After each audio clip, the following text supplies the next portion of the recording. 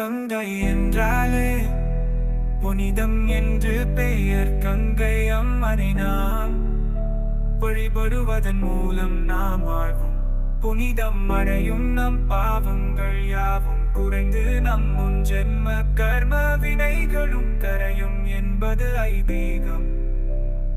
கங்கா தேவி சிவபெருமானுடைய மனைவி என்பதா தலையில் பிறை சூடி நெற்றி கண்ணுடன் காட்சளிக்கிறார். வெண்ணிற ஆடையுடுத்தி வெண்தாமரையில் வீற்றிருக்கும் தேவி நான்கு கரங்களையும் அதில் முன்னிரு கைகளில் அபயவர்.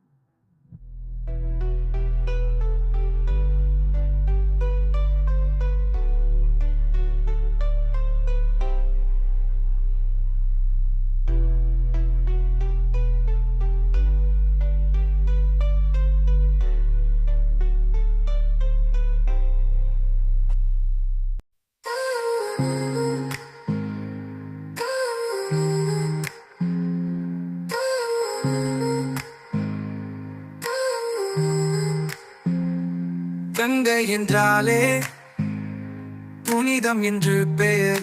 கங்கை அம்மனை நாம் வழிபடுவதன் மூலம் நாம் வாழ்வும் புனிதம் அடையும்.